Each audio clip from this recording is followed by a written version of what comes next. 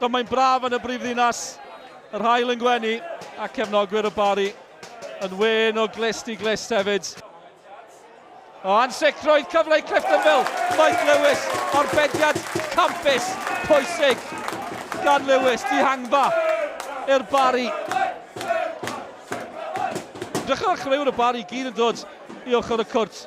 Ond wedi bod yn ymarfer dipyn o ran ciciau cornel yn ystod yr wythnos. Chris Hugh, pres ar y postyn pella.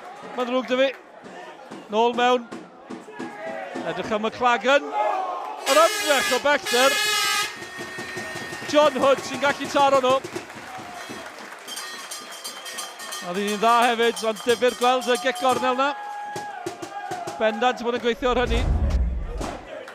Cliftonville yn edrych am y gôl bwysig yn y gêm yma. Byddai'n gôl oddi cartre hefyd. Dwi'n tybio byddai'n gôl enfawr. Ail gymal i ddod wythnos nesa. Doherty ar meddiant i'r ymwelwyr. Wel, nhw'n colli'r meddiant, mae'n nôl na. McMenamin yn taro ddi, rhwyd ochr o ddi.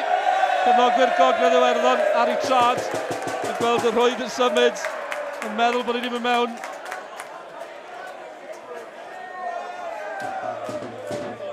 Cain McLagan wrth ochr y cwrt yn ffigio.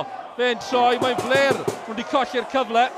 A mae Cliftonville yn gwrthymosod Connor McMenamin. Wrth gwrs mae McMenamin sy'n rhithro un ochr y cae i'r llall. Curran, Chris Curran yn lledu pethau problemau i'r Barri. Tackle bwysig McMenamin yn Mike Lewis yn gwylio. Oedd e'n gwylio, nath e ddim symud. Nawr mae fe'n symud. Rhyddhad yw hynny. Oedd e godi'n gyflym chwarae teg i Mike Lewis. Gwrthymosodiad, chwym peryglis. Oedd e bron yn broblem enfawr i'r Barri. Patton, dan bwysau problemau, Curran, captain Cliftonville. Mae'n cael noson dda. Dyma fe eto, Curran, chwaraewr cadarn. Donnelly wedi troi problemau fan hyn, unwaith eto.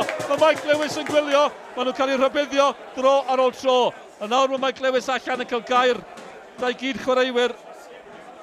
A mae Donnelly'n gwneud hynny, mae fe'n rolio'r amddiffynwr. I'm pleased really, really pleased. I think it's a better result for us than it is for them. I think we have got a goal in us, and if we can get over there and get a goal, then that means they've got to score two. So that's European football. It's halfway in the tie. I think at times it was tough. That's European football, eh? And for many of my lads, the first experience, so they'll grow from that.